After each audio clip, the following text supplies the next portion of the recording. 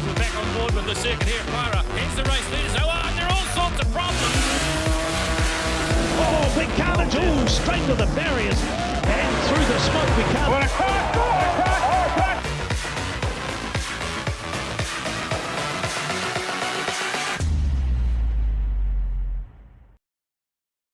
Hello fellow motorsport people and welcome to this week's Retro Motorsport. It's full of drag racing, hydros and karts. First up this week though, it's power time with burnouts and action from the 2011 NZDRA Northern Nationals at Meremere. Drag racing is all about the noise. Drag racing is all about the burnouts. Drag racing is all about the speed. That's why it's New Zealand's fastest motorsport.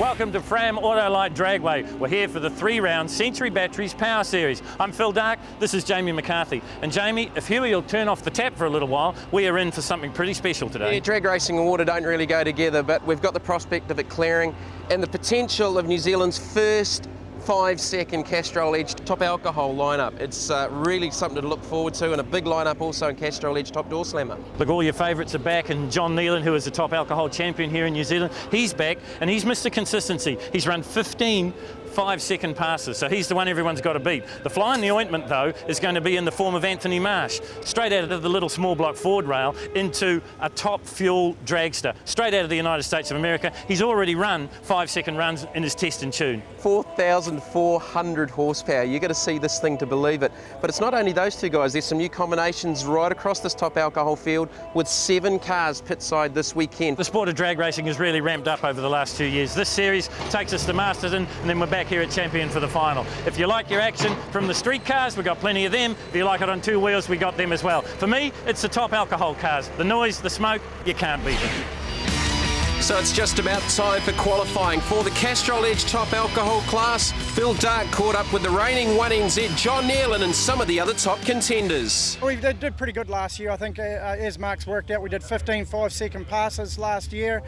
We've already run once in Christchurch a week ago, and 2 5-second passes there and a 6.0. So we're pretty happy with at the moment. We're in a good place coming into today. By the looks of it, we're going to skip the first qualifier and go out to only one qualifier and see how we go. Chris Johnson, we're moments away from kicking off your campaign in the Century Batteries Power Series. You made some changes to the car in the off-season. Tell us a little bit about that. Yeah, well, it wasn't so much the off-season, it was in the last 3 weeks we've just decided to do this. We came out at the beginning of the season with our old combination with the Roots blower and thought, nah. So we've stepped it up, put a screw blower on it, and I've got Gary Phillips over here helping me tune it. And he's the 15 times Australian top alcohol champion, so if he doesn't know what he's doing, no one does. So. Gary, you're a bit of a hired gun this weekend. You're working on the Vernon and Vasey team. Pretty happy with the way things are going? Yeah, easy. We just want, the main thing is just not to go out there and hurt it. It's got a whole new combination on it, so no, it's promising we'll have to get after it on the next run because it's qualifier, so should be right. But the car everyone's talking about is the new Marsh Motorsport A-Fuel Dragster. Over the last couple of years, drag racing has really ramped it up in New Zealand. Top alcohol goes from strength to strength, but there's a bit of a fly in the ointment, and providing that fly is the man standing beside me, well-known engine rebuilder Tony Marsh. Marshy, you've set the tongues a wagging here, and you've got people coming over and having a look at this new car. You better tell us a bit about it. We had the choice to buy an alcohol car or an A-Fuel car, and the A-Fuel car, believe it or not, has actually got less maintenance between rounds than a blown alcohol car was. They sound better, so that's why we bought one. And we just talked to your old man about the car, and he said that the pressure's really on you. You've run this car a few times, but you tell me you still get very nervous before you climb in it. Oh, it's unbelievable. I still shake like a leaf. It's horrible, but once you've done your burnout, you're away. all the nerves gone, the adrenaline kicks in, it's just awesome. Great feeling. You drove the small block, your dad's car, Australasian record holder. Compare the two. The old car pulled a lot harder off the start line, where this thing after a couple of tenths of a second is just gone. It pulls about 5.5 Gs after a couple of tenths of a second. And then by the time you hit the finish line, you hit the parachute and it's 5 Gs the opposite way. It's two different feelings at once. It's awesome. Well, it's time to go racing here at Fram Auto Light Dragway. Top Alcohol brought to you by Challange. Qualifying session joined in commentary by Kevin Manuel Stevens, New Zealand's leading drag racing commentator. This is going to be a big weekend, Manuel, and we've got Chris Johnston up against John Nealon in the first round of qualifying. Yes, this pair could be a final anywhere around the country, and I imagine they're going to meet several times over the coming season. So we've got a fantastic 7-car field in Castrol Edge. Top Alcohol, the reigning NZ1, John Nealon alongside Chris Johnston. Nealon left-hand side of your screen, Johnston right-hand side of your screen. All the work over the off-season going to come to fruition now. I suppose keep your friends close, keep your allies closer. First round of qualifying, lights go down, we're away. Great lead from Johnny Nealon. And that's the experience coming through, and he leads Chris Johnston over the finish line. 5.831 for John Nealon at 2:40.55. Chris Johnston still just trying to get used to that new PSI combination with a 6.2. That was a strong run from John Nealon as we look at this brand new A-Fuel dragster from the US, Anthony Marsh, up against Todd Vincent. Yes, Anthony using the different form of supercharging, the chemical supercharging, that is nitromethane. No supercharger on that, it is the nitromethane that's giving it the bang. Big burnout, quite a different sound to this race car compared to the blown alcohol, top alcohol dragsters. Listen to this. Todd Vincent's strong burnout. Yes, Todd Vincent looking to have a good season. He was there and thereabouts last season and made it through to several finals. Just that number one eluding him, and so too is that elusive 5-second pass. But it's a new season now. We start with a clean slate. So Todd Vincent, 526 cubic inches of supercharged Hemi up against Anthony Marsh, 432 cubic inches, 4,400 horsepower, fuel-injected nitromethane burning A-Fuel dragster. This car's run 5.18 in America. What can it do here at Fram Auto Light in qualifying? Late leave on the line from Marsh, but that's not going to matter. On board, down to the line. Vincent, 6.1 flat. Anthony Marsh, 5.7, 36 and 256.31 mile an hour. Well, you can see Anthony Marsh there taking his time to get moving, and the reaction time would have been shocking. However, the elapsed time to cover the quarter mile does not change. So that time's going to be pretty tough to beat in top alcohol qualifying. This is Shane Lodge, another brand new race car into New Zealand. This car's run 550s in the US. They haven't had a lot of time in the seat. They did do some test and tuning prior to this meeting, but really the track wasn't prepared for the horsepower they've got. And yesterday's qualifying session, they were unable to post some good numbers. So a smaller combination, 464 cubic inch PSI supercharger. And for the first time, this team are running the Lenco transmission. Quite a different combination to what they've run in their previous race car. Yes, it will be, because the clutch is a science in itself, and it's the clutch that is going to get the car down the racetrack. They've got a lot of learning to do, but there's a lot of experience in the team as well. They produced some good numbers with the old car, and I'm sure it's only a matter of time before they get back on track and will be doing exactly the same or better. So a bye run for Shane Lodge here in qualifying Castrol Edge, top alcohol, first round of the Century Batteries Power Series. Here at Fram Auto Light Dragway in Meremere, the Northern Nationals, one of 3 rounds in the championship this season. Shane Lodge getting ready to launch his qualifying run. Strong lead. A little bit out of shape mid-track.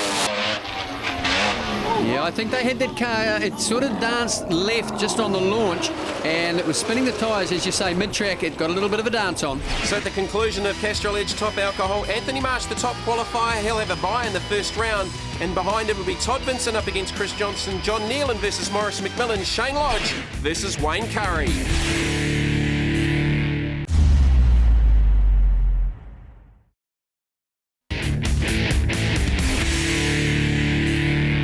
Last run, man, it looked good. Yeah, we're pretty happy with it. That's actually the first full hard pass we've done in the car, so I'm real happy with the way it's gone. 6.0, 221, can't complain about that. We're happy with that. John Nealon, I think you're playing it a bit close to your chest, and we talked earlier on after that 580.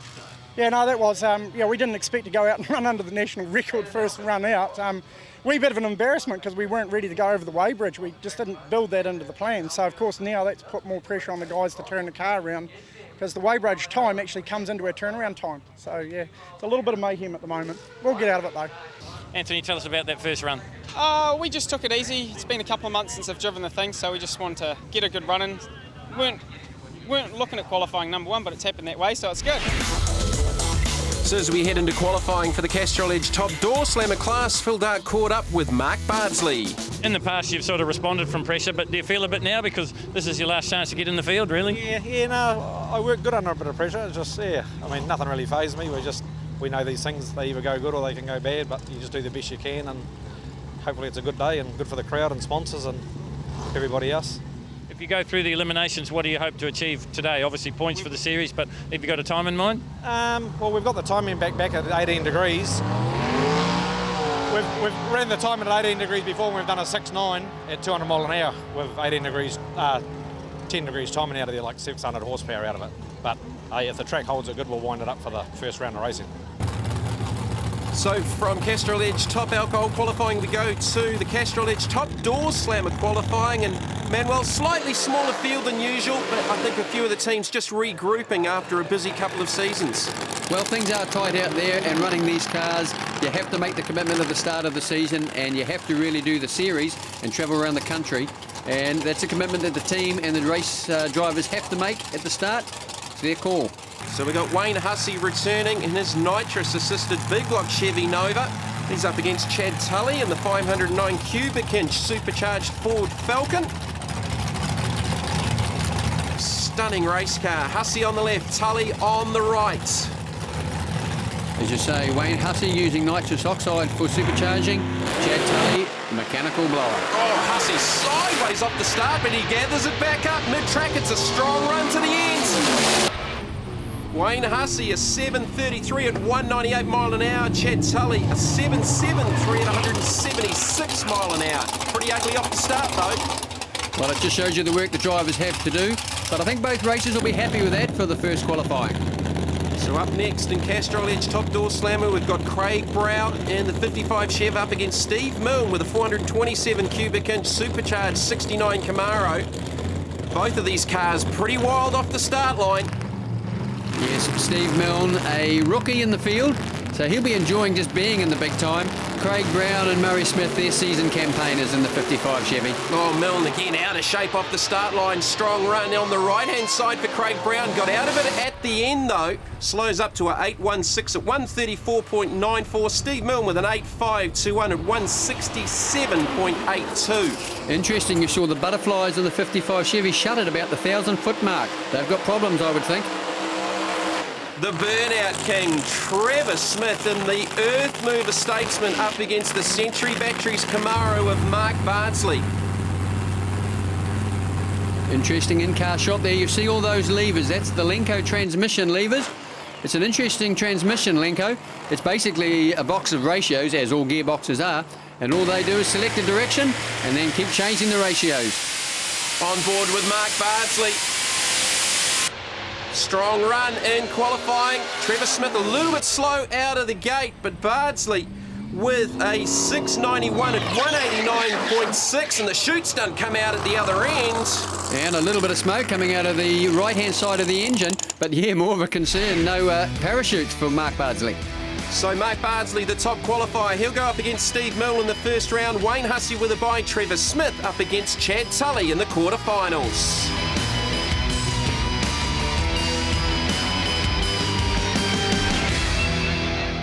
Stu Stannis from being so much involved in drag racing behind the scenes and through your company Century Batteries doing so much for the sport.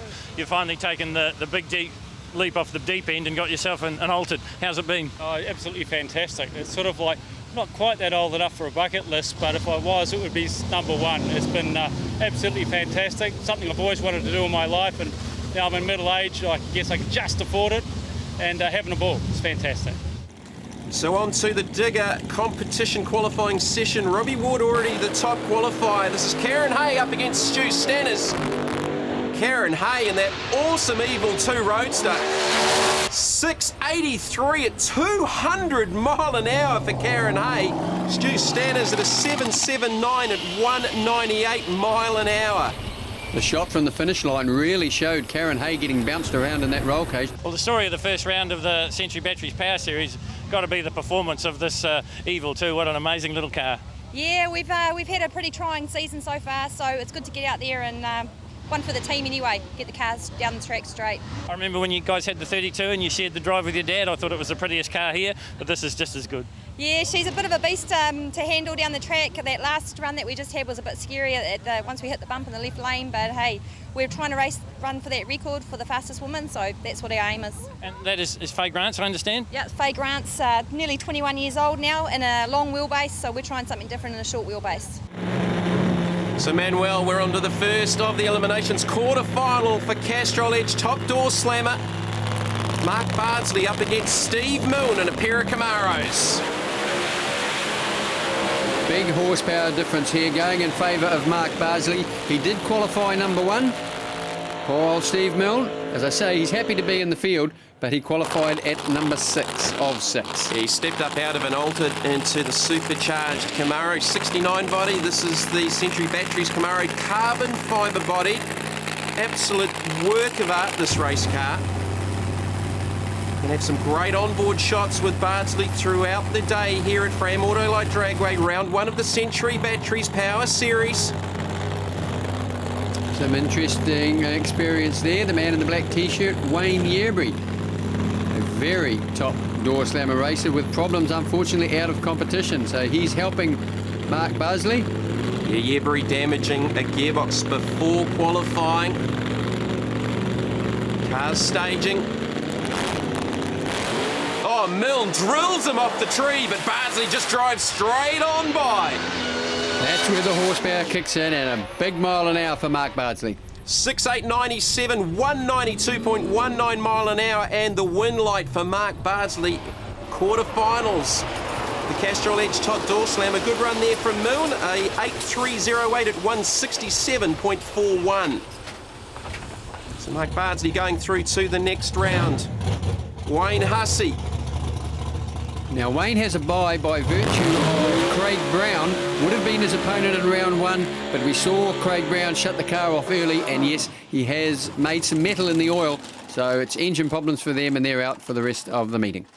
Most of the cars in Top Door Slammer, of course, are supercharged. This is a nitrous-assisted big block Chevy Nova, so quite a different combination.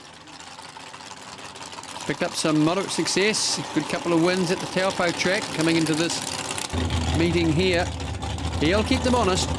See him purging the nitrous as the car backs up to the start line. A lot of work's gone on with the track preparation in the last few weeks, and arguably one of the best racetracks we've seen in a long, long time, Manuel.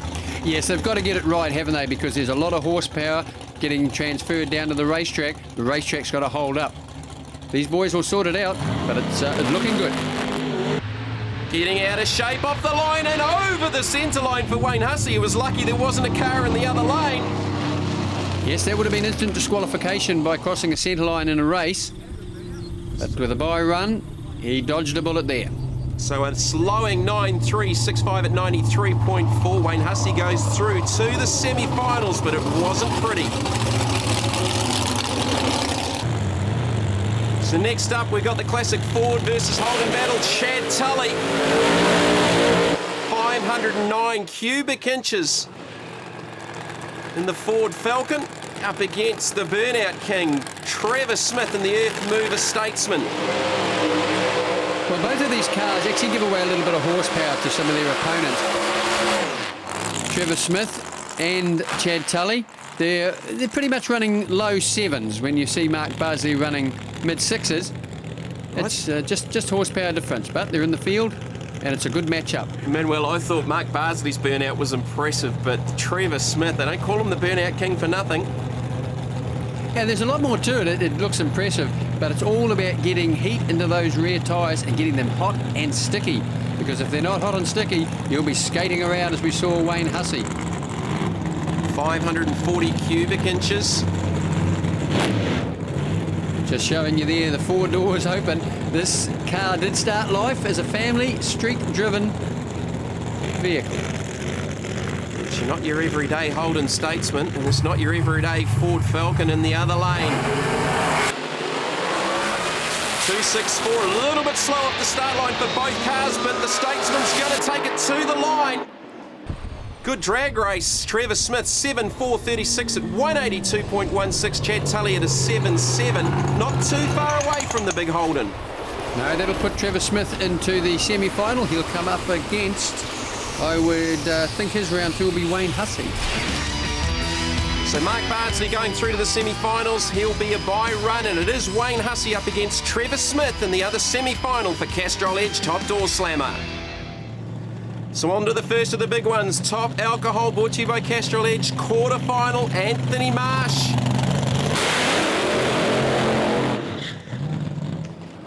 Now again, as the top qualifier, he will have a bye in the first round. It's a good opportunity. The benefit of qualifying number 1, you will get the first bye going. So it does give them an opportunity to get another lap in and also get some more information and data when eliminations for them will start in round 2 semi-finals. So they start this car off on methanol, then they switch it over to nitromethane, I think running at 94%. That sounds about right. 4,400 horsepower, 4,800 foot-pounds of torque. This is just an absolute animal of a race car. Better light that time than we saw in qualifying, a .94 light. Oh, look at that, Manuel, 5.569 at 260.51 mile an hour. Yes, Anthony kept his foot right in it, and you heard the engine pitch just wind up the horsepower as he went down the track. So an impressive run there from Anthony Marsh and the Marsh Motorsport A-Fuel dragster, Chris Johnston. He's got Gary Phillips helping him this weekend, 15-time Australian champ. He's been here in New Zealand in the past helping the likes of John Nealon, but hasn't this combination just stepped up with the new PSI supercharger? Yes, this engine combination, the supercharger and fuel system, is ex-Gary Phillips, so nobody knows it better than him. Very, very clever man. Another strong burnout there from Todd Vincent. This car's won multiple New Zealand championships with Todd's dad, Mark, of course, in previous years. And going back, what, probably 4 or 5 years, this car was the quickest car in the country. By far, yes, it was imported from Canada, started life, when the Vincents brought it over here. And Todd stepped into the driver's seat, and you would think he'd been doing it all his life. He didn't slow down any. Looking for that number 1 of his own. In fact, he was really only 1 race away from it a couple of seasons ago when they heard an engine in the final round. So maybe this is his year. So Chris Johnston's run a 5.98 previously, 6.2 to date today with this race car, a new combination. Great lights, a .6 from Johnston, a 7 from Vincent. Johnston drives on by him. 5.978, his fastest run ever at 2:31.99. Todd Vincent still not in the 5s, a 6.119, a losing 6.119. What a race. That's just showing that Chris Johnson and Gary Phillips, they are getting the adjustments right. They're going the right direction. Next pairing up, Wayne Curry. This gorgeous looking alcohol altered up against Shane Lodge in another car recently imported out of Canada. Well, Wayne Curry has taken a season or so off, but they've come back with new fuel system, new tune-up combination, so they're doing a little bit of learning. They have a very well-prepared race car there. Out of Taranaki, Shane Lodge from Auckland's North Shore. So Shane Lodge with a 6.048 and qualifying at 230.33 mile an hour. Will we see a 5-second run from this race car? And Wayne Curry in the 27T Altered from New Plymouth.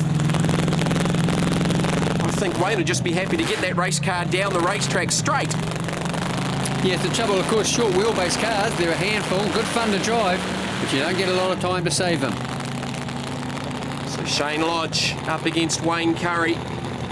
Second to last pairing in the quarterfinals for Castrol Edge. Top Alcohol. Preparations on the start line.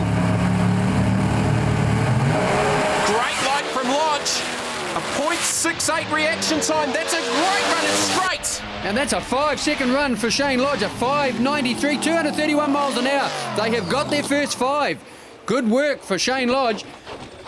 Wayne Curry, 7.2 at 186, but it's all Shane Lodge, 5.93, 231. What a run from Shane Lodge laying down the gauntlet. And here it is, the reigning New Zealand champ, John Nealon in the Digger Dragster. He will be up against Morris McMillan in the funny car. Now, Morris didn't post a qualifying time, so he comes into the field as the number 7 qualifier, bottom of the field. Yeah, Morris made a mad dash back to Hamilton to grab some new blowers. They had some idler issues with that race car, so he hasn't qualified, but a new combination for Morris McMillan. Beautifully presented LG funny car, but you'd have to think the advantage here, Manuel, would be with John Nealon. Well, we've already seen John do a 5 this weekend. He did 15 or so last season. We've seen 3 5s, and I think we might see number 4 in round 1. Great light from John Nealon, a .38. He's going to drive away from McMillan. A 5.84 for John Nealon, but look at the mile an hour, 242. He is making top-end horsepower. Morris McMillan, he'll be happy with that 6.54. His mile an hour down 175. So Anthony Marsh will face Chris Johnston in the first semi-final. John Nealon up against Shane Lodge.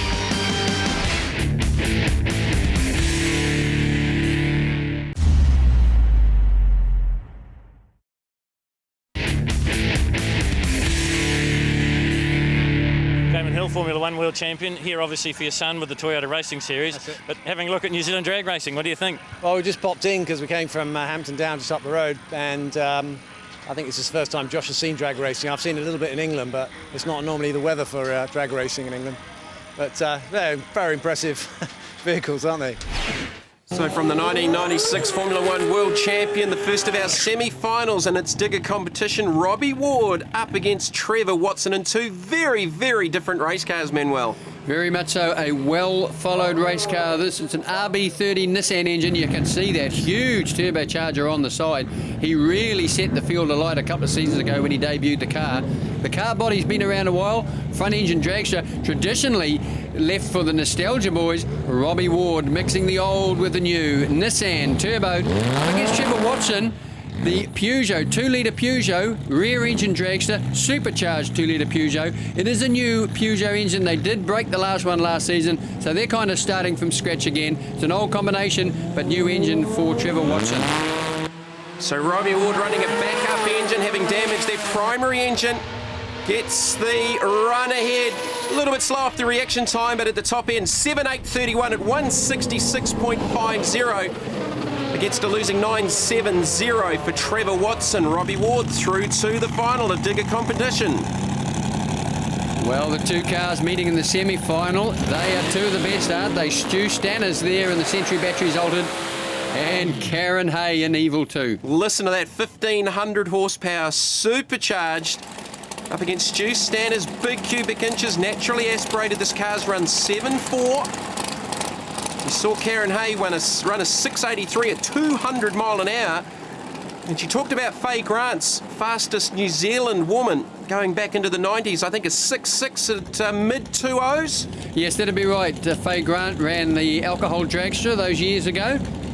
And of course, Karen doing it in an altered. Technology's moved on. I tell you what, she is not far away from claiming that. So let's see what Karen Kay can do. She's in the right lane. Stu Stanner's in the left lane. Preparations for the second of the semi-finals for digger competition.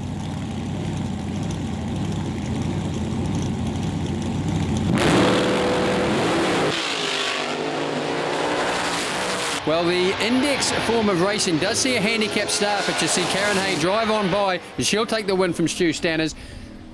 7.278, slightly down on his 683 at 198. Stu Stanners still struggling to get top end at a 7.914. Hay up against Robbie Ward in the final of Digger competition. Our first semi-final for Castrol Edge top door slammer. Another bye run here for Mark Bardsley. I don't think Mark's ever had it so easy.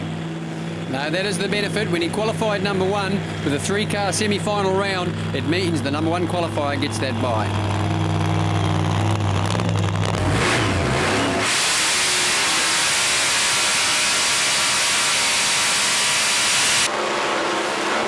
Super strong burnout from Mark Bardsley. So as we said earlier, no Wayne Yearbury in the Studebaker, damage to gearbox before the weekend. And no Nigel Dixon. Unfortunately, he was debuting his new Scrap Palace Camaro and had a testing crash here on the Saturday night. So Mark Bardsley, this should be a pretty easy run through to the final. Looking at a half-track run here, or will we be going full way looking for some data for that final? Well, it's a driver's call. I dare say the crew have got a team. You never can tell. They go about their burnout and start line procedure as if there is a car in the lane alongside them. That's probably good practice. Get used to it. He's keeping his foot in it, isn't he? Good light from Mark Bardsley. Strong down the far end, 6.703 at 2.0959. That's a strong run.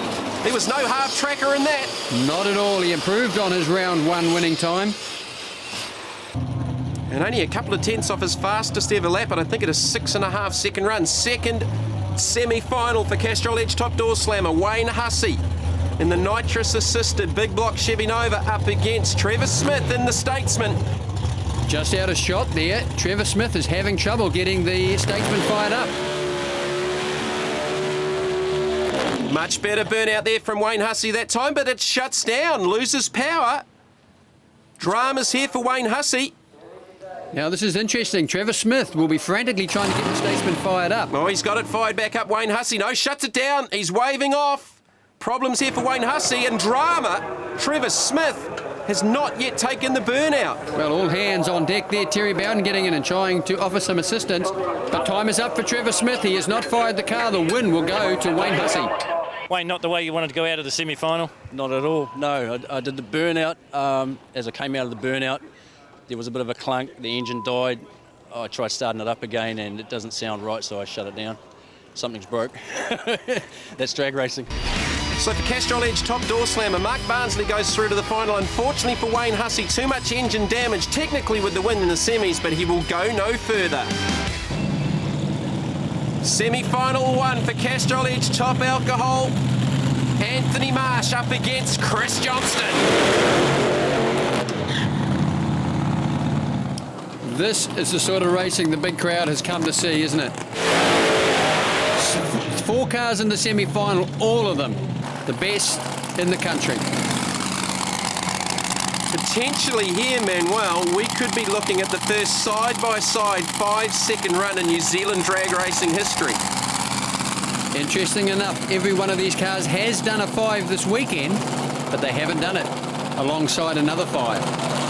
And talking to Tony Marsh about this brand new race car, a top alcohol blown car will run through the lights at probably about 9,000 RPM. This car is only turning over at 6,700 RPM as we go to the first semi-final.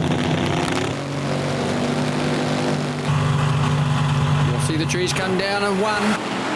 Chris Johnson gets the light, 0.97 to a 0.151, but Marsh drives by him and drives it to the line. 5.524 at 260 mile an hour. Chris Johnson, equally impressive, 594, 233, side-by-side 5. First time ever in New Zealand. Unbelievable, the first side-by-side 5-second run in New Zealand drag racing history. Let's have a look at the Castrol Edge replay. Watch the car on the right and at about half track, the front end completely up in the air. Now Anthony Marsh has to be mindful. If he moves that steering wheel, when that car comes down, it's going to head one direction or another.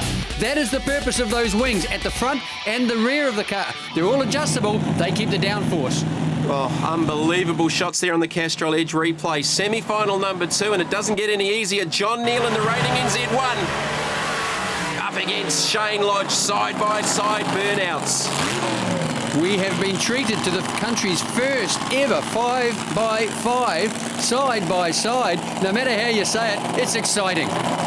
This should be a good race. Shane Lodge, he dipped into the 5s in his previous run.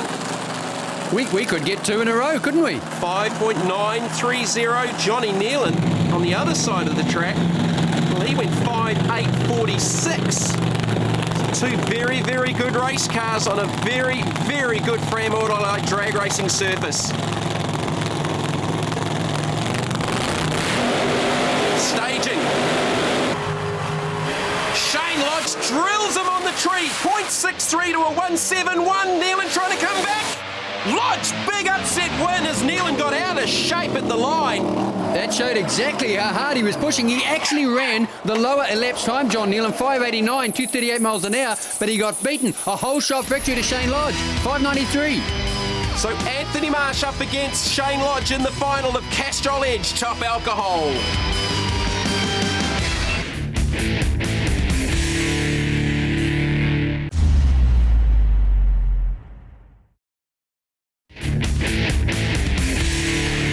Welcome back to Fram Autolite Dragway, the first of our finals, and it is the modified bike class.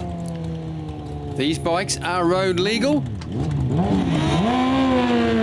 and fast. 10 seconds. There is a handicap start, but you see the red light in Bill Hamilton's lane. He has given the win to the Kawasaki of Ross Donaldson. So the result of the finish line is irrelevant. Ross Donaldson takes the win, 10.94 at 1:22. On to the Fast Parts Super Street final. Jeff Sadler up against Dave Hughes. As with the bikes, these cars are all street legal. And they do carry a warrant of fitness. They're allowed to change tyres, obviously, for race day.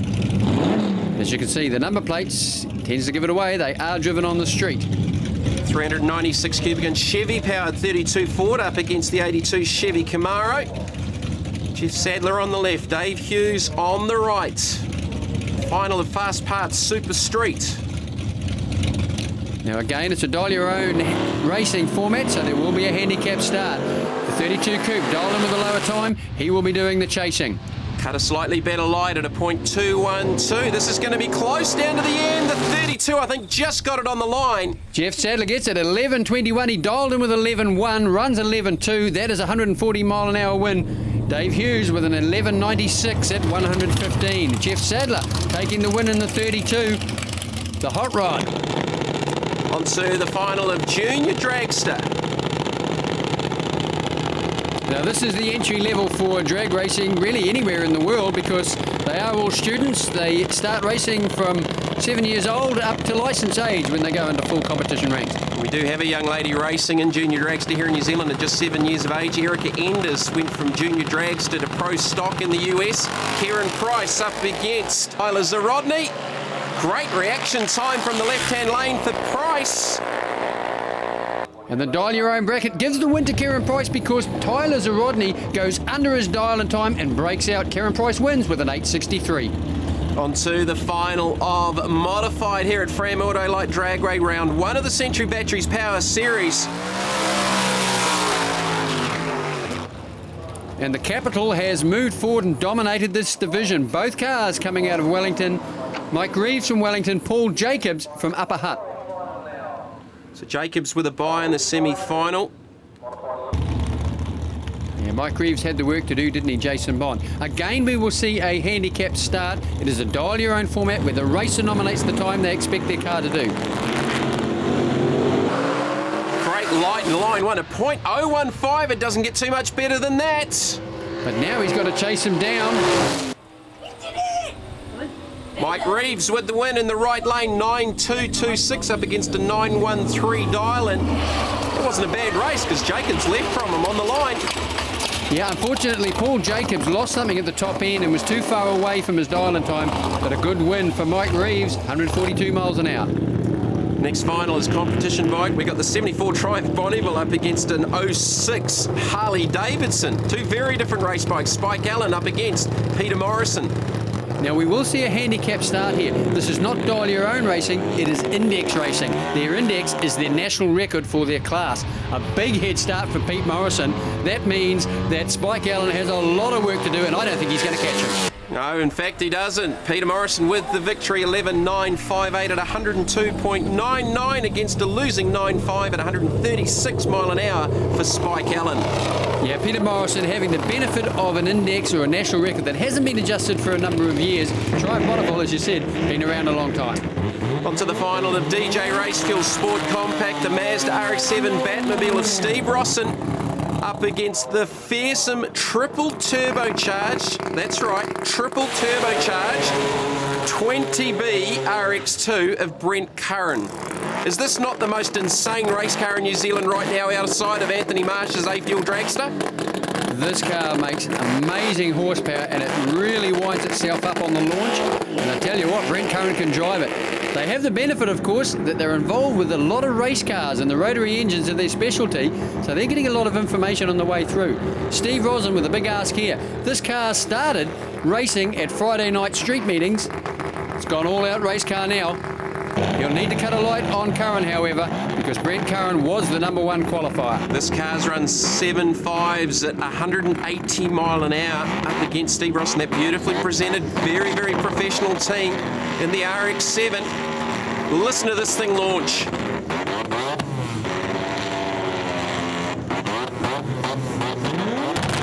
Steve Rosen's gone red. He knew he had to get the jump on Brent Curran. He knew he had to get a good start. He went just fractionally too early. Red light, foul, gives Brent Curran the win. But look at the numbers. 7.55 at 179 miles an hour. The world's fastest Mazda RX-2. That is just an insane motor vehicle. Curran taking the win in DJ Fuels Sport Compact. You've got to wonder where it's going to end, don't you? Next up it is the K&N Filters Top Street, the giant killing. XW Falcon at Grant Little all the way from Whangarei in the far north. Up against New Plymouth's Jeff Dobson and the very, very well-known Pertec Camaro. This car's won a lot of championships. Well, again, this is a Group 2 bracket. It is index racing. The handicap is the difference between the national records. For Grant Little, he has been chipping away at his national record and always running on it or slightly under it. That gives him a slight advantage. Jeff Dobson is the record holder, but that means to beat Grant Little, he's going to have to go faster than he's ever gone before. So Grant Little in the left lane, Jeff Dobson in the right lane. The final of K&N Filters Top Street. No, Jeff Dobson, he left before his Christmas tree even came down. He would have seen Grant Little drive away. He would have been prepared for a handicap, but he left way early and has given the race to Grant Little, taking the win. Grant Little, 10.43 at 116. So Grant Little with the victory, the opening round of the K&N Filters Top Street here at the Fram Autolite Northern Nationals. Disappointment there for Jeff Dobson all the way from New Plymouth in the Pertec Camaro. Permacell MLS Super Sedan final. The familiar Pro Drill Escort of Lee Sherwin up against Jim Pottinger's very, very quick 358 cubic inch Ford Capri. And Pottinger's just been an animal off the tree this weekend. Yes, he was a new entrant to the class last season and he kind of just worked his way through the ranks, but the Capri making horsepower and winding up. Quartermaster finished #2 last year, and they said and have made it very clear throughout the season there's only one place they want to finish this season. To do that, though, they're going to have to drive around a very quick and on-form Jim Pottinger today. Well, the Sherwin team did win the opening round at Motueka for the Super Sedan class. This car with a lot of history in New Zealand drag racing. Plank Sherwin on the start line, former starter here at Fram Autolite, overseeing Lee. Pottinger away first. And he cut a light on Lee Sherwin, Jim Pottinger. Not many people can do that. Jim Pottinger is doing everything he can to win this race. I think he's got it. He takes the win light in the right-hand lane, 10.262 versus a 9.576. Pottinger with the victory. Well, that reaction time was so beneficial for Pottinger because they were both fairly much on their dial in times. It was the reaction time. It meant Jim Pottinger got to the finish line first. Well, disappointment here in the final of digger competition. No Karen Hay. She's damaged the torque converter in the semi-final run, and the evil he's got a bye run here in the final. That's not the way that Robbie would have wanted it, of course, but that's racing. And Karen Hay, her semi-final run looked all right, was down a little bit on ET, so I suppose the signs were there. So Robbie Ward running a backup engine this weekend. He went through the semi-final run with a 7.831 at 166.5 mile an hour.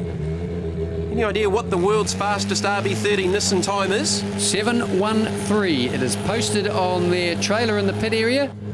They look at it every time they walk around the race car. So Robbie Ward, no doubt about the winner, spooling the turbos up. Pretty lazy light, but again, it doesn't really matter. He just needs to get down to the other end. ET, he's got it, hasn't he? He's backed up that 8:31 with an 8:41 at 163. Great Kiwi innovation there from Robbie Ward and the Rotorua tuning team, taking out victory in digger competition.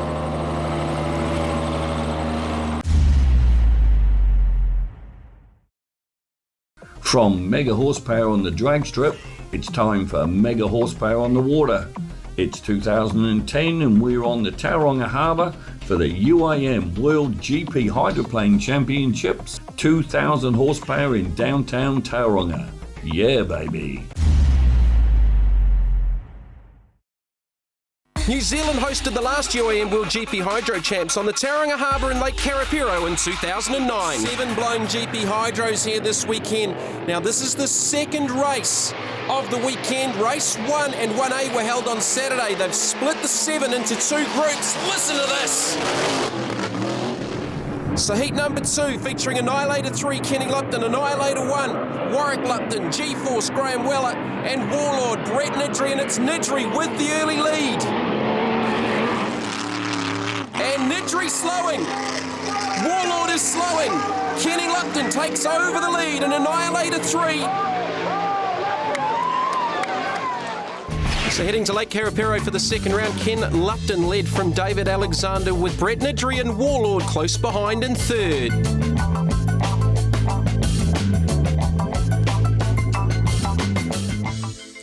So next up it was Lake Karapiro for the second round of the Worlds with the Aussie up against a whole host of Kiwis. Warlord leading on 1200, David Alexander and Annihilator second on 994. The Boss in third, J. Michael Kelly on 652. Kenny Lupton back in fifth after leading going into the final round. The final race for the UIM World GP Hydroplane Championships presented by Massport.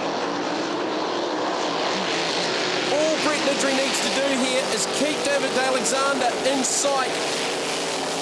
He doesn't necessarily have to win it. David Alexander, however, he's got to do everything in his powers to win it and hope that something goes wrong for the Australian.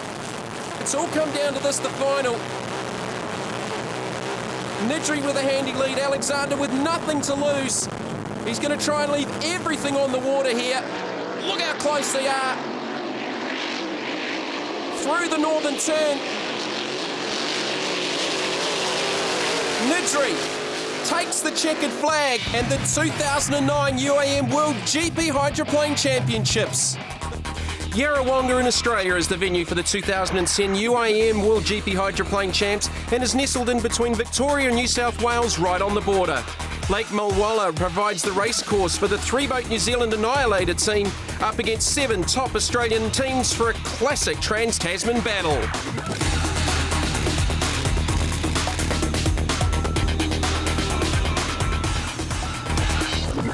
They've put a package together for us to come over, and so we'll come over and have a play. I think it's Saturday, there's 3 heats and 2 on the Sunday, so yeah, it's going to be pretty full on by the look of it. We've got a new boat, it's only been in the water 4 or 5 times, which is a pretty big ask for it, but we're working away. We've had a few issues, but nothing unusual to motorsport.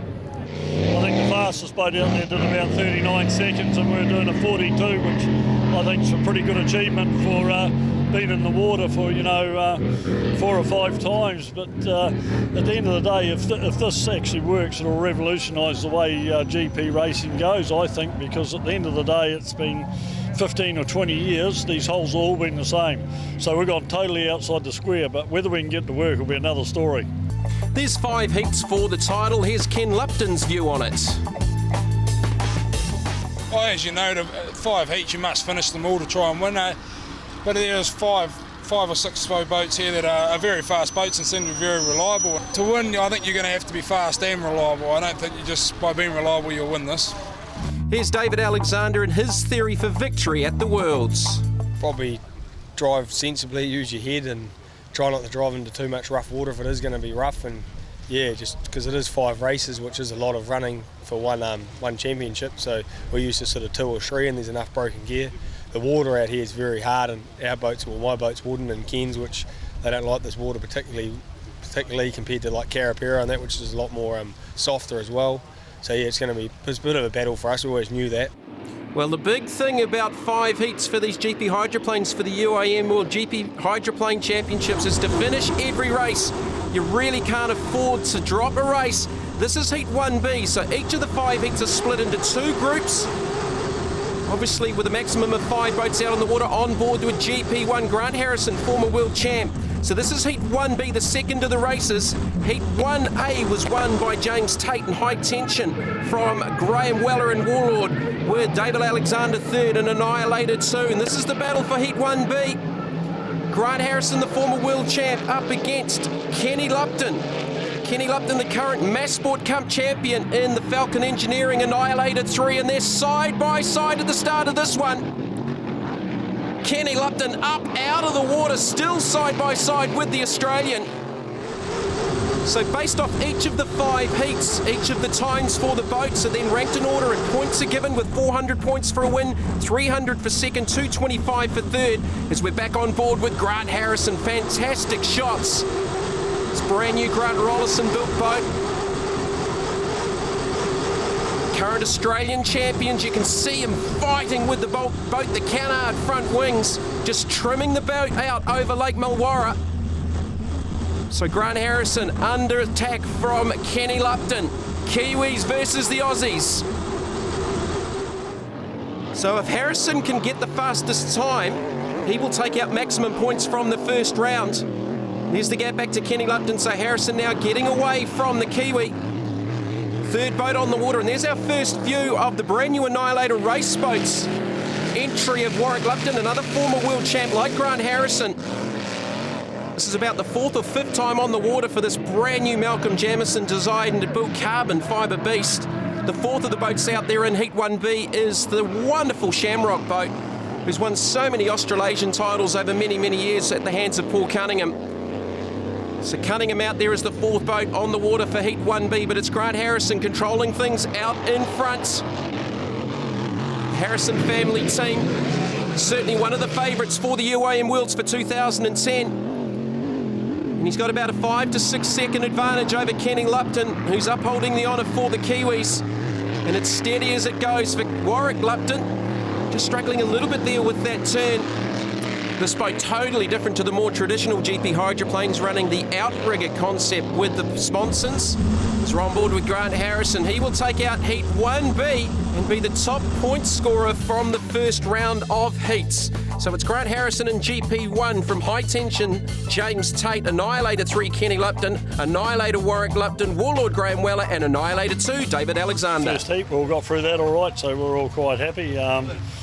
But yeah, working overtime out there now. It's raining. It blew up this morning, so it's of the wind, and yeah, we'll battle away and see how we go. But yeah, seem to be everything's going to sort of plan. It's pretty sort of hard work out there, but it's 5 races, a long way to go. So we're just concentrating on finishing at this stage. Reliability and weather are your 2 factors. Water, that's the hardest thing to hit, and it does a lot of damage to the engines if things aren't right.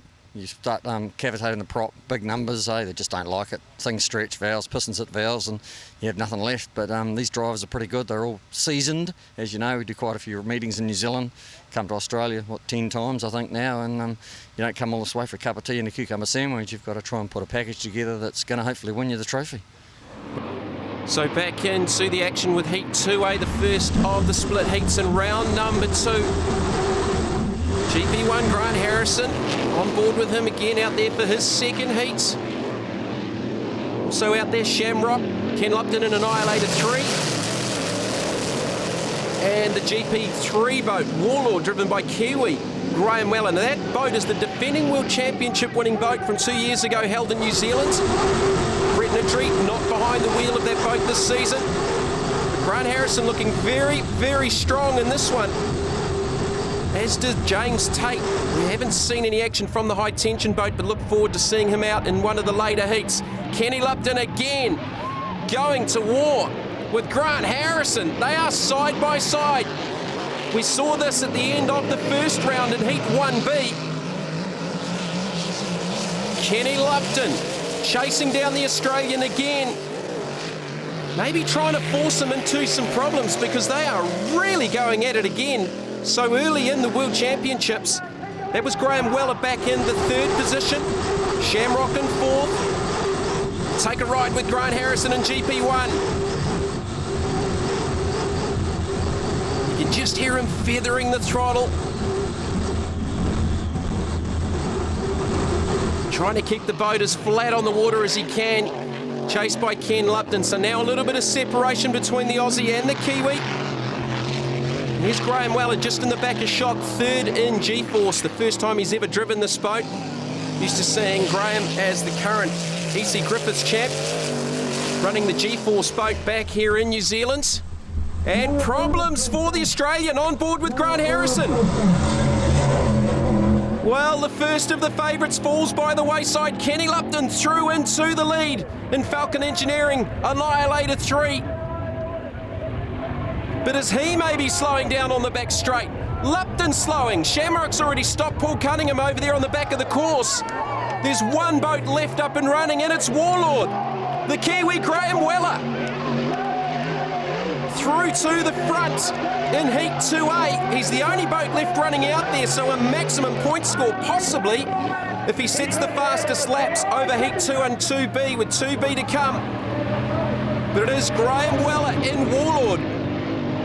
Well, sensation so early in the UIM World GP Hydroplane Championships here at Yarrawonga. Graham Weller takes the victory in Heat 2A. As we look at the overall points after Heat 2, that was only good enough for 4th overall with the top 3 in Heat 2B. James Tate, Warwick Lupton and David Alexander going quicker in their heat. As we all know, it's finishing races. I mean, we haven't been able to get out there and give it a hit, but I mean, understandable unless you can go out and maybe do a bit of practice for a week or so before and get comfortable with the boat and the gears and the props and the engines.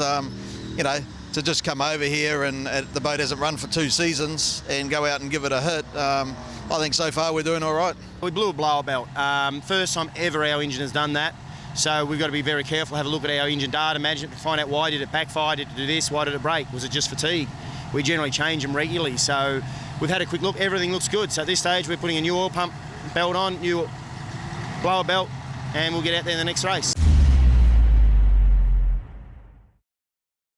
So problems for Grant Harrison, but he's straight back out on the water for Heat 3A, along with David Alexander and James Tate. Here is the points leader. Now, just looking at that last shot, it looked like Tate and David Alexander were both missing their rear engine covers as Alexander streaks out to the early lead. So James Tate leads on 700. Grant Harrison second on 527. Annihilator Warwick Lupton on 469 into the 3rd round of racing, and they're still 3 wide. On board with Grant Harrison, and as he got further problems, he looks to be slowing again. The battle in 3A is going to be between James Tate and David Alexander. That's really got to be the end of the World Championships for Grant Harrison. So David Alexander out in front in the Stordaka. Annihilator 2. Listen to it scream down the lake. And there's the chasing James Tate, the points leader He could probably afford to concede a win here to Alexander, but there's not too many points in it. No one can afford a DNF when we've already seen that twice for Grant Harrison. Got the likes of Graham Weller and Warwick Lupton up in the next heat, Heat 3B, but it's David Alexander, the reigning New Zealand champion, flying down the back straight here at Lake Mulwala, looking to take the win in Heat 3A from the overall points leader going into the third round, James Tate, in high tension. Tricky conditions out there on the water as well. You can see just a little bit of a wake, just unsettling David Alexander. But he's got a handy enough lead over James Tate, who might have just gone into conservation mode, but he may also be struggling with the lack of that rear engine cowling as well. We're on board with Tate. 175, 180 mile an hour for these blown GP hydroplanes, between 1,000 and 1,600 to 1,700 horsepower. With a maximum water length of close to 24.5 feet. The Kiwis looking to take the honours here in Heat 3A. This will keep David Alexander right in the points hunt. It was a fluke. We actually made it to the start and missed and coughed and nearly died just about 400 metres after I got on the plane, and I was about to stop and then it actually cleared, so it was a bit of luck really, which was due to not having the cowl on. It got water over the ignition. But it always goes pretty good, that boat, in a straight line, and that's just getting around the turns and against all these new modern day boats. That's why they stopped building those boats in 1985, so yeah, it's always a battle, but if we get out in front we can get around the track pretty good. So some confidence there from David Alexander. A couple of the top Australian teams having some dramas in the third round of racing. It's an all Kiwi lineup for Heat 3B. Warwick Lupton in the yellow Annihilator race boats machine, Graham Weller in Warlord in the middle, and Kenny Lupton to the outside in Annihilator 3. So no doubts about this one. It'll be a Kiwi taking out Heat 3B, but who will be the fastest over the third round of racing? Saw a win there from David Alexander. His time for the 4 laps was a 2-minute 52, and these guys are going to need to go quicker than that to score the maximum points. Weller through into the lead, flying down the back straight. This boat, reputedly one of the biggest horsepower boats in Australasia, if not the world. It is the reigning World Championship winning boat. Brett Nidry not driving in this campaign. Kenny Lupton just runs a little bit wide, looks to be struggling out there on the race course, but he's in the second position. Warwick Lupton back in third. Just looking at James Tate's time from the previous race, he did a 3-minute 01 for his 4 laps. So a couple of the Kiwis in with a chance here to knock the Australian back in the points, with 2 more full rounds of racing left to go here for the UIM World Championships from Yarrawonga in Australia. Hard to believe Graham Weller's only just jumped into this boat this weekend. Used to seeing Graham in his own G-Force Jamie Old design. This is another Grant Rollison design. And he's doing the job out there in Heat 3B as the reigning EC Griffiths Cup champ. So Kenny Lupton there is Warwick Lupton. Shook this boat down at the EC Griffiths Cup on Lake Karapiro. First time in the water. Malcolm Jamieson and the team have made all sorts of changes through a lot of testing through the season in New Zealand. Just before they headed to Australia, all 3 Annihilator boats were running down at Cromwell.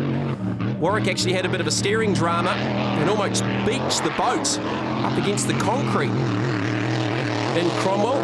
They came back and got some much needed data, and it's certainly working for them at the moment. They don't have the outright speed as Graham Weller takes out Heat 3B, and that's good enough for him to top the third round and move him to second in the points behind high tension, with Warwick Lupton in third, David Alexander in fourth. I started to get a bit of a feel of the boat, and we could actually see more than 30 metres in front of us, which makes a big difference in any boat where you go, especially when you start travelling at speed. We put a little bit of fuel out of that engine and got a bit more boost into it, and it's starting to tramp quite good, but it's actually we're having troubles pulling it out of a corner at the moment. It's the big prop sort of taking over from the rudder, and it's a real handful. We're going pretty good out there, and we're trying to conserve the gear a bit, but we just had a bit of an unlucky moment there, and the engine seemed to have let go a rod, which is just one of those things that happen. Just dropped this engine, and I haven't ran it all weekend we've been here, so it's a new package, and we'll just go out and see how it feels in the next heat, and if we line up all right, we might give it a squirt, but more about conserving the gear now really, and trying to get some more points on the board. So this is Heat 4B, David Alexander and Warwick Lupton. Now I can tell you from Heat 4A, James Tate was the only finisher in that heat.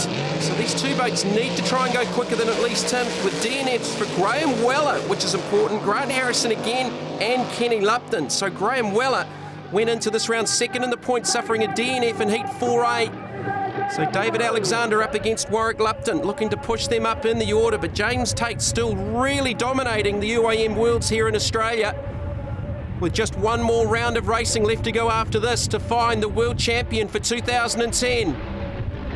See the engine canopy back on Annihilator 2. Stordaka Hull up against the brand new Malcolm Jamison designed Annihilator race boats. While Warwick Lupton hasn't got outright lap speed, he's got great consistency with one of the smallest engines in the field. Apparently only producing around 1,000 horsepower. So he just needs to register a finish here and hope something maybe happens to James Tate in the 5th and final heat. But you've got to think that all James Tate needs to do in the final round is finish. Probably inside the top 3. We'll know more at the end of this one. Heat 4B, David Alexander and Warwick Lupton, 2 of the 3-boat New Zealand Annihilator team. There's now 4 boats in the stable, with the old GP 007 back at home, ready for New Zealand duty for the upcoming summer. Absolutely unreal looking boat. First saw this boat on Lake Carapero in testing. They didn't run a rear wing on the boat just to try and sort out balance. But since then they've made some big changes to this combination. And the potential of this boat is just unreal for the future. But it's David Alexander. This is a strong run from the Kiwis in Heat 4B. Notable DNFs in Heat 4A, as I said, was won by James Tate for Graham Weller, Grant Harrison and Kenny Lupton. All 3 of those boats now probably out of the equation for the World Championships. So David Alexander just looks to be backing off a little bit, maybe conserving something for the final round. In fact, Warwick Lupton's now right there with his teammate as they make the run down to the line. Alexander and Warwick Lupton, 1st and 2nd in Heat 4B. So at the end of the 4th round of racing, high tension, James Tate leads on 11.50. David Alexander 2nd on 1,020. Annihilator Warwick Lupton 3rd on 9.38. All in with a chance. We just want to try and turn some laps, and we came here to finish, and we're gonna stick with that regardless of the positions that we finish in. We certainly want to complete on the 1 engine, 1 gearbox, 1 prop. Dave's down there now changing a blower, which is unfortunate for them, and Harrison's have done some damage to their boat in some way or form, and Kenny just stopped. So the whole goal for us was to come here and finish every race, and I think we're going to stick with it regardless of position. It's improving all the time we run it a wee bit. We've obviously got more work to do, but you've got to finish these races to be in. So obviously we've got to have a go. So it's come down to the pointy end, and it's me and David. So it's going to be Kiwi on Kiwi by the look of it. And in Australian, don't discount high tension. James Tate is the points leader, 11.50. David Alexander, 1,020. Warwick Lupton on 9.38. Now, David Alexander needs to win and have Tate finish 3rd here in Heat 5, the 5th and final heat. On board with the Australian. He's really done an outstanding job this weekend. Looked like Grant Harrison had the fastest boat on the water, but he's had engine dramas. Tate really hasn't put a foot wrong. Warwick Lupton, though, making a race of it down the back straight in the final heat. Just in behind, down to the first turn. David Alexander stopped in the water, but here's high tension. Back into the front goes the Australian. We're on board with the Australian at the top turn. And he's spun. He's around. Warwick Lupton's gone through on the inside. Can Tate get back up and running? Well, sensation here in the final. Tate is out of the boat. It looks like Warwick Lupton's won. Here's the replay. Lupton and Tate side by side. Tate just turned to the left and spun the boat as Warwick Lupton made the turn and looking like victorious in the World Championships. Here's the replay on board with Tate. A vicious spin at well over 130, 140 plus mile an hour as the red flags come out. Warwick Lupton, does he have to restart? Possibly David Alexander or Tate in a dangerous position. There's David Alexander getting towed back as the high tension team survey the damage to the back of GP55. Well, I can tell you that there was a restart, and the only boat to take the restart is Warwick Lupton. Looking for his second World Championship. He needs to finish this race. If he has a DNF, well, it falls back into the hands of high tension James Tate. I can tell you the Australians did register a protest. They thought Lupton cut down the Australian, but that was thrown out, and Warwick Lupton wins his second World Championship in Annihilator race boats. The Kiwis are happy on the shore. Warwick Lupton victorious in the 2010 UIM World GP Hydroplane Championships. 1,338 points. Australian James Tate second on 1150. David Alexander in Annihilator 2 third on 1,020. You know, the old story sort of, the Kiwi never gives up, and we keep digging in there, and in the end, you know, we've come down to a grinding halt where it was going to be a 1-2 to me and David, and ended up, I think, 1 me and James and 3 David. So, yeah, great result. Really, it's a team effort. The guys that have put the work into it, like Sir Malcolm Jamieson, Peter Jamieson, that helped design it, and how he give us a lot of work. And then we've got our consistent crew of, you know, Grant Rivers, the mechanic. I'm only a little part of the team that's steering the wheel. These guys have been working their nuts off all day. And without my crew like Daniel Mills and Bruce Pickard, and, you know, I can go on and name, they've been there for years. And I've got Jack, my son, on the crew now, helping run things. It's a real full of family affair, and it's a family win. It's not just a Warwick Lupton win. And you can catch up with the new world champion, the Annihilator team, on Tauramga Harbour and Lake Karapiro over the next 2 weekends for the 2011 Mass Sport Cup and A.E. Baker Cup.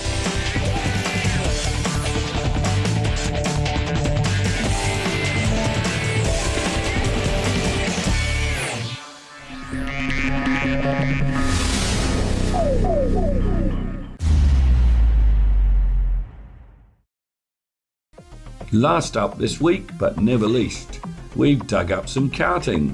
It's from the 2008 Kart Challenge at Rosebaank Road in Auckland, and this is the Yammaha Senior Light Race. Well, this is the start of the Yamaha Senior Light here at the Total Span City Sales Grand Prix, brought to you by Alf Oils. And, well, if the performance of his brother is anything to go by, the one to look for is Matthew Kinsman. Him, number 24, started on the front row there with Dion Forrest, and I think they're in first and second at the moment. Daniel took out the Yamaha Junior Light class, and Matthew on his way to doing the same in the seniors. This is the 8th and final heat of what has been a pretty busy weekend for these guys. Number 76 there is Justin Herbert. 23, it is out in the front, Dion Forrest. The 48, Matthew Buffin there in as well in the mid-board. Just pushed onto the grass a little bit there, so there's no love lost here. That was Buffin just putting a couple of wheels on the grass. That'll slow down the performance a little bit. 23 leads it. This is Dion Forrest. Kinsman sits in second place, and I really think that's all he has to do to win it on points. Fantastic performance here this weekend, hardly ever finishing out of the top 3 or 4. The 76, Justin Herbert, trying to make up the difference as well there. He sits in third out of the Bay of Plenty. So it's a 3-horse race as they start to put a little bit of distance on the rest of the pack now. There is Kinsman. Well, it really is a family affair. There's Daniel, there's Dad, and there's Matthew. And you're watching Matthew at the moment, just trying to make a move on the 23 of Dion Forrest, and does so clean as you like, drifts up to the outside. Can he hold the speed? Yes, he can. So it is Kinsman in the front now, Forrest back in second place. Herbert closes up the gap a little bit, he's in third.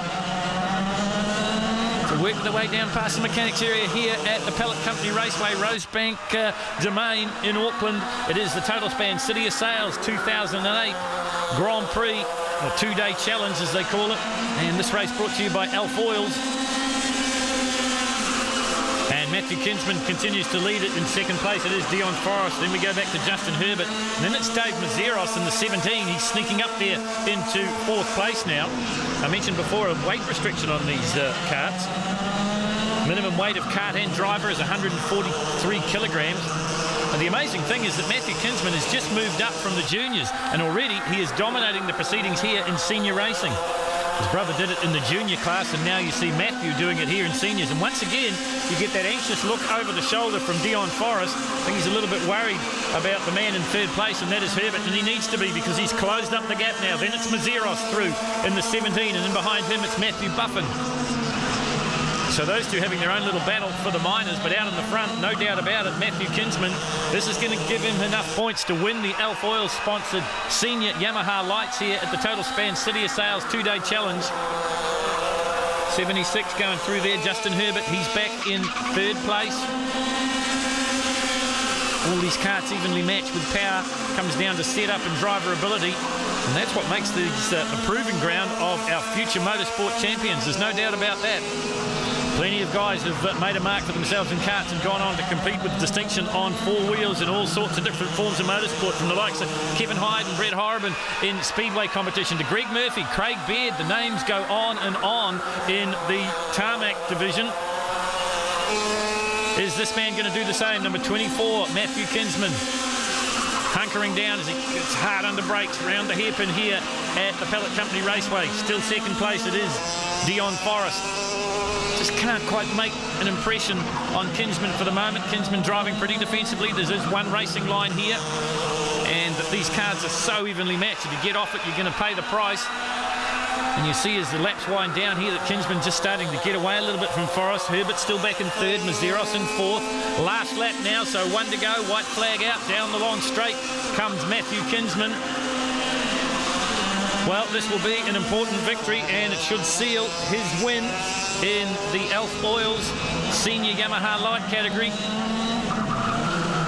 Plenty of hard-fought heats over the 2 days. And it comes down to this.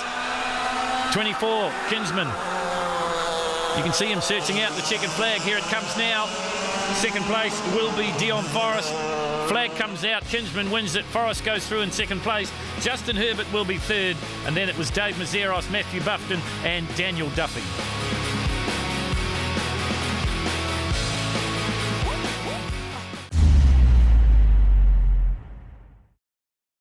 That's it for this week. Remember, you can catch up on back episodes of Retro Motorsport on our YouTube channel, Sky Channel 83.